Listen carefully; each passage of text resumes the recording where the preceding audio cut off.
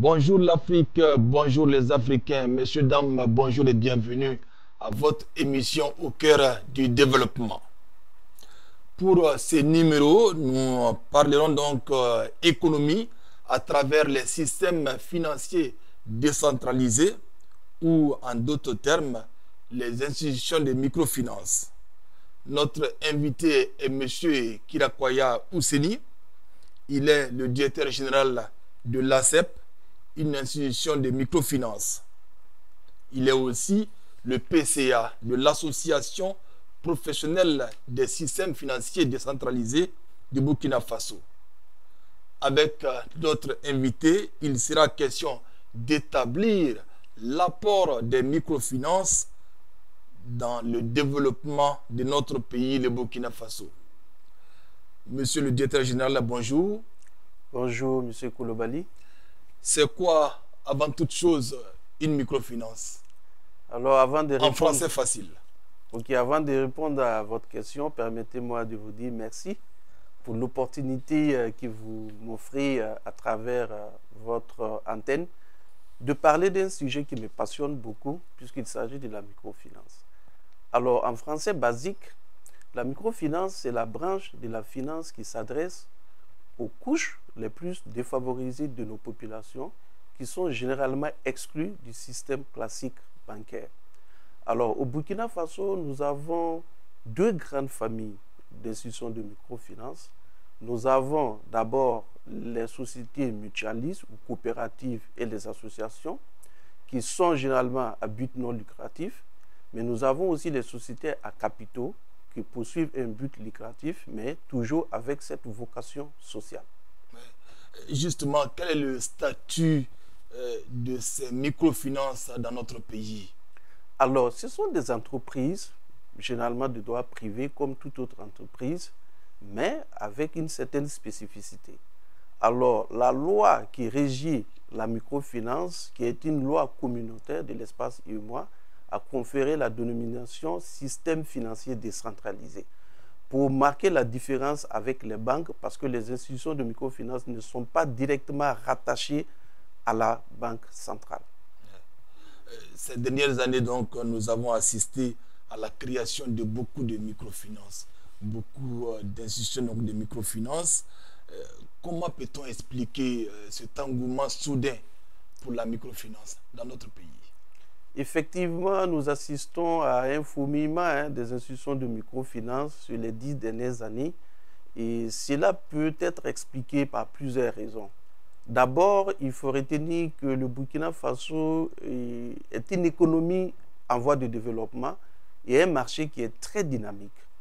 Aujourd'hui, malgré la présence de plusieurs banques et de plusieurs institutions de microfinance, le taux de bancarisation reste encore très faible. 21% au 31 décembre 2023, pour une population active qui ne cesse de croître. Donc, il faut dire qu'il y a un travail à faire pour atteindre des niveaux de bancarisation assez satisfaisants pour notre économie. Et deuxièmement, il faut aussi noter que les institutions gagnent.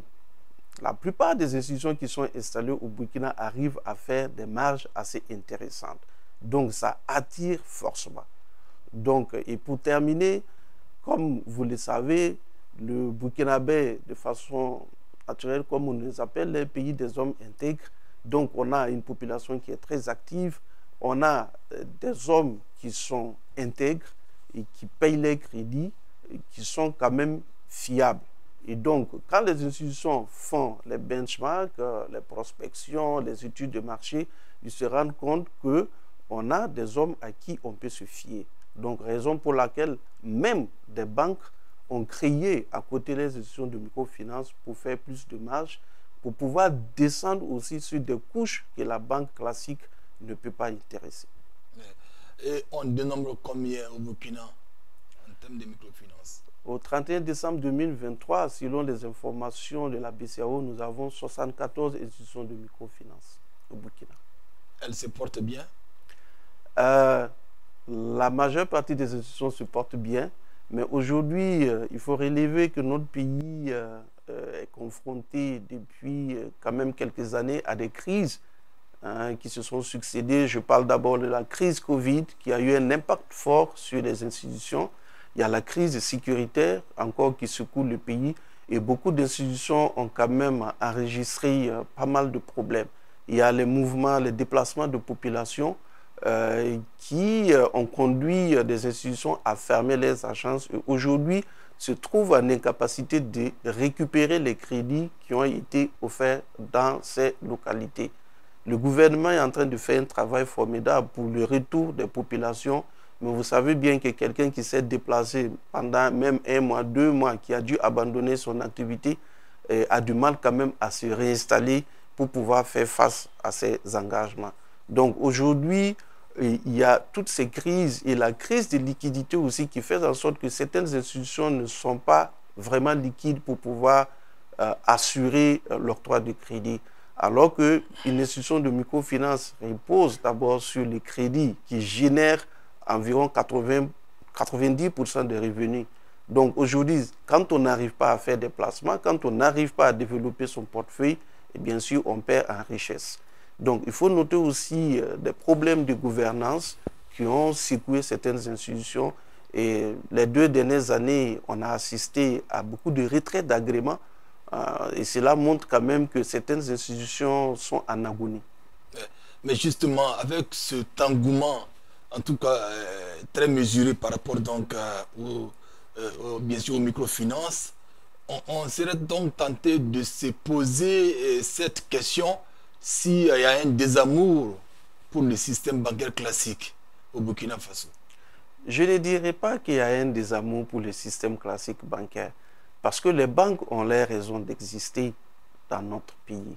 Alors, je disais tantôt, nous sommes une économie en voie de développement. Les banques sont là pour pouvoir accompagner des PME.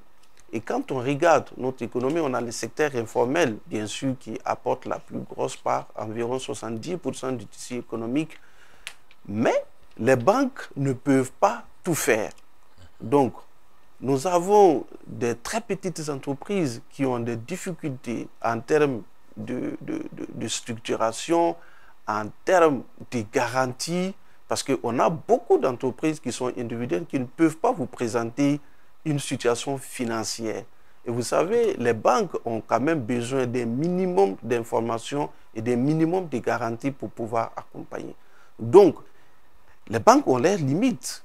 Les microfinances complètent les banques. Donc, il y a une certaine complémentarité entre les deux, microfinances et banques classiques. Les microfinances peuvent aller là où les banques ne peuvent pas aller, notamment en milieu rural, pour financer l'agriculture, pour financer l'élevage et pas mal d'activités. Mais les microfinances aussi ont leurs limites en termes de capacité d'octroi de crédit. Et c'est là où les banques prennent le relais pour financer le gap. Donc, je dirais qu'il y a une sorte de complémentarité entre banques et institutions de microfinance. Donc, la banque a vraiment sa place. Les institutions de microfinance aussi ont leur place.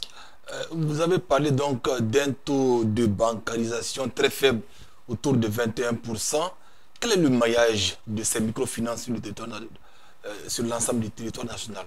Il faut dire que les institutions de microfinance, comme je le disais tantôt, sont des institutions qui peuvent aller là où les banques ne vont pas, notamment en milieu rural.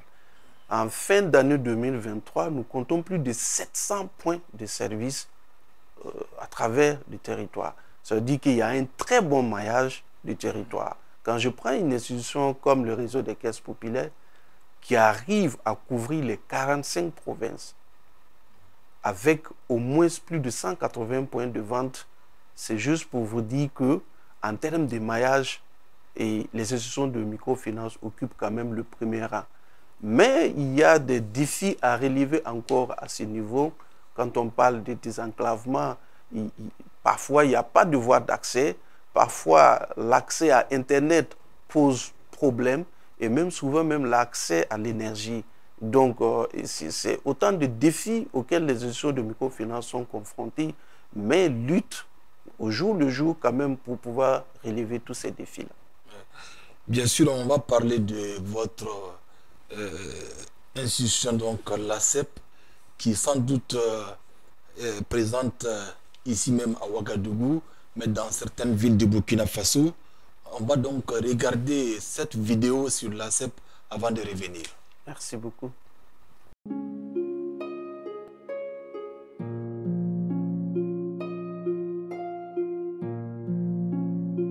Porté par les principes d'intégrité, de responsabilité, de proximité, d'efficacité et d'esprit d'équipe, l'ACEP au Burkina Faso, c'est 6 agences à Ouagadougou, dont une pour les petites et moyennes entreprises, 3 agences à Bobo-Dioulasso, dont un guichet PME VIP, 3 agences dans les régions, dont une à Kaya, à Koudougou et à Waiguya. L'ACEP donne un gage de sérieux et d'accessibilité selon cette bénéficiaire de l'accompagnement de l'institution. Quand tu commences et que tu n'as pas de fonds, c'est vraiment difficile. Et il y a d'autres structures, quand tu te tournes vers elles, bon, il y a plus de garanties, c'est un peu compliqué d'avoir un peu d'accompagnement. Mais ACEP, vraiment, bon, ils n'ont pas été trop... il n'y avait pas trop de conditions. Voilà, et c'est vraiment facile d'y accéder. Voilà. En octroyant des crédits directs sans épargne préalable, l'ACEP joue grandement sa partition dans la constitution d'une économie forte au Burkina Faso.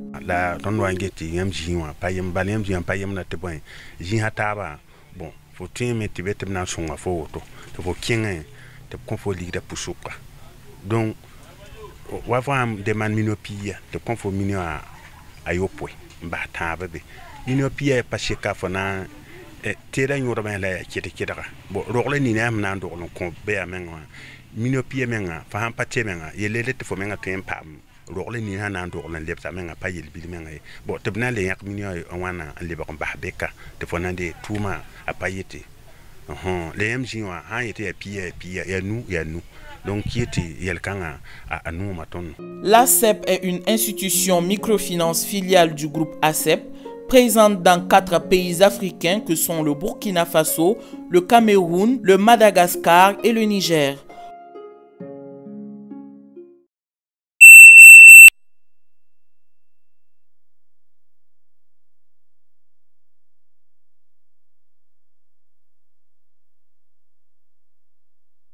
Donc l'ACEP qui se trouve également au Sénégal, j'allais dire. Oui. Donc une institution présente, j'allais dire, dans 5... Non. Ah d'accord, je n'entends pas bien.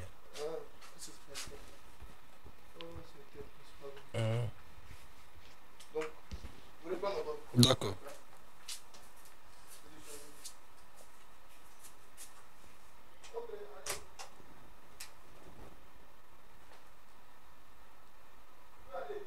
D'accord. Voilà, monsieur le directeur général, on vient de suivre cette vidéo sur l'ACEP, votre institution de microfinance, sans doute présente dans 5 pays, j'allais dire au lieu de 4, car l'ACEP est aussi présente au Sénégal. Tout à fait. Voilà, une institution aujourd'hui donc qui s'impose dans le paysage des microfinances au Burkina Faso.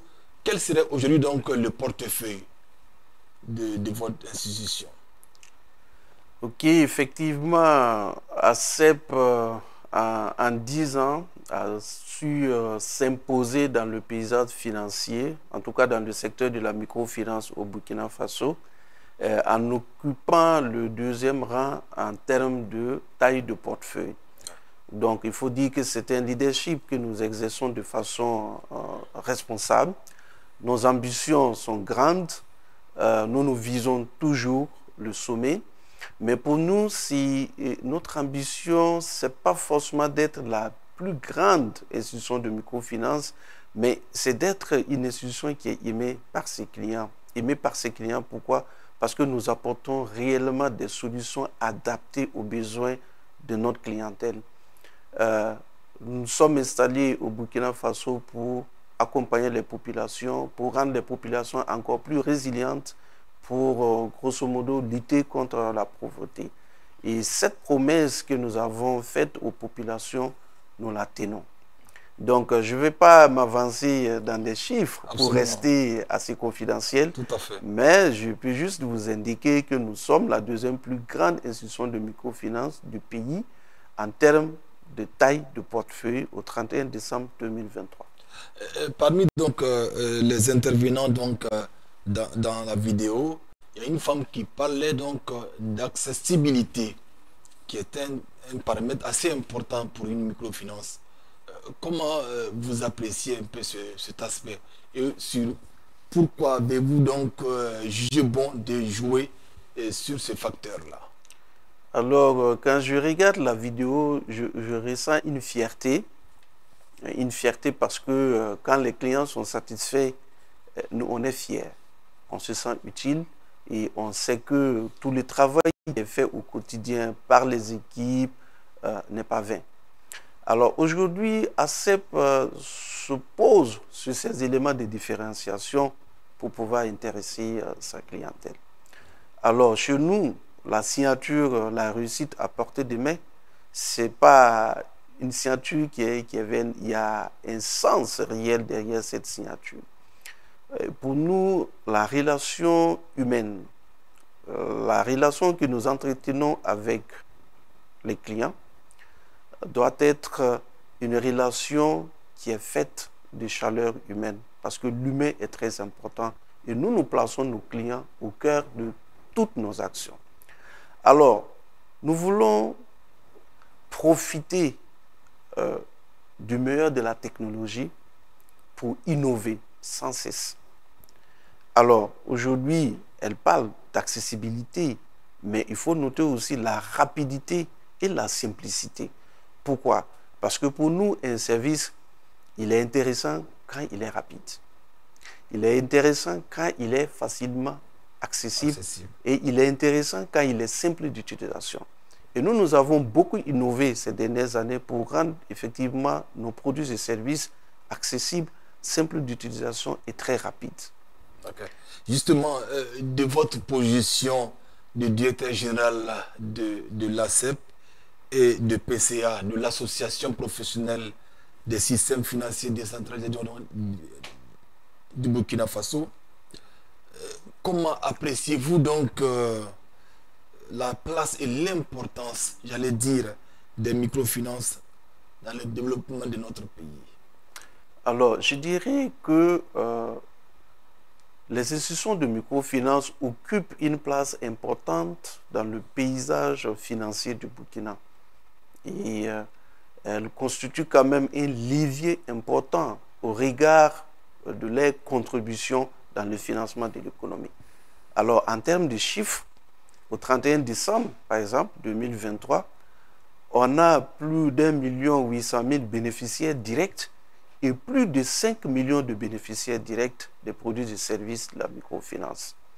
En termes de dépôts mobilisés en encours, c'est plus de 390 milliards et en termes de crédits octroyés en encours, c'est plus de 366 milliards.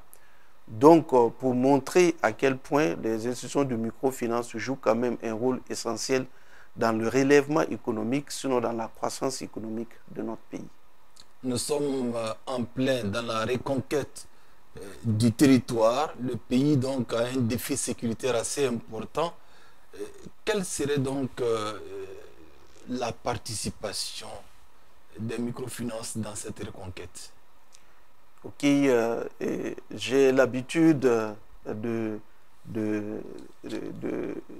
faire de l'humour en disant que nous sommes des VDP économiques. Des VDP économiques. Voilà, parce qu'effectivement, notre pays traverse une crise et comme je le disais, l'État fait quand même beaucoup d'efforts pour la reconquête du territoire. Alors, cette reconquête, c'est à plusieurs niveaux.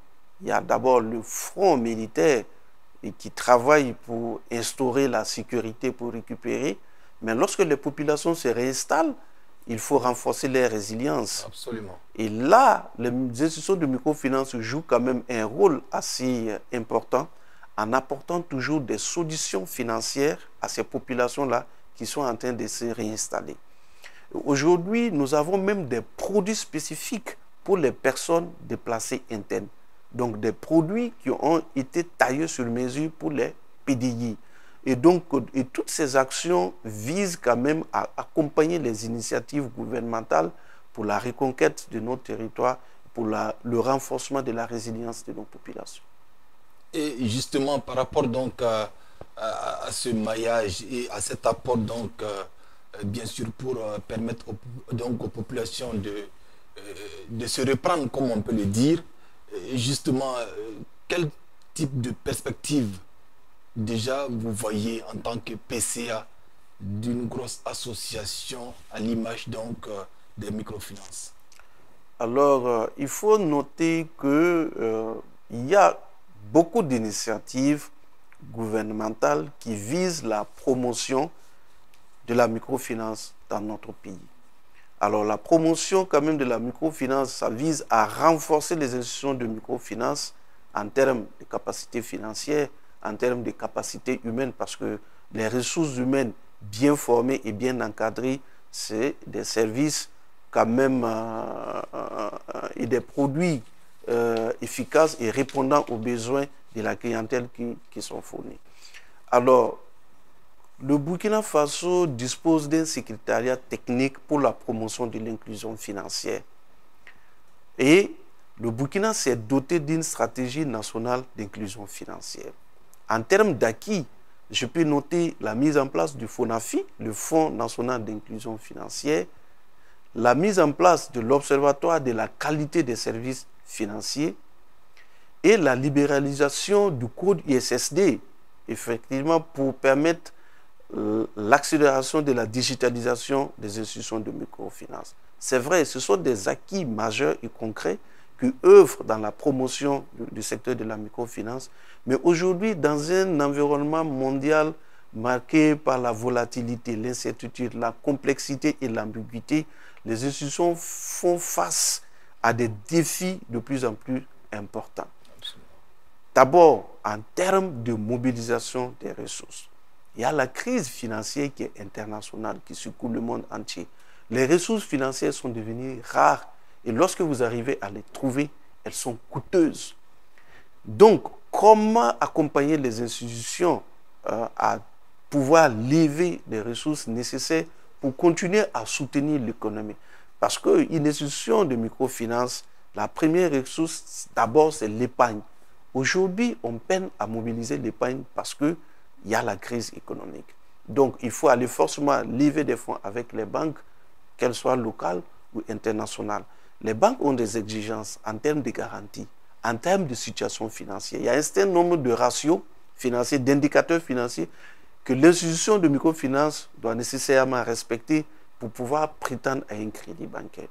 Mais le Fonds national pour la finance inclusive a été mis en place effectivement pour pouvoir accompagner les institutions en termes de mobilisation des ressources. Donc, la première perspective que je vois, c'est de renforcer les capacités financières du FONAFI pour qu'elles puissent en retour accompagner sereinement les institutions qui sont vraiment aujourd'hui dans le besoin. Il y a aussi des questions sécuritaires. Et ça concerne tout le monde, pas seulement les institutions de microfinance.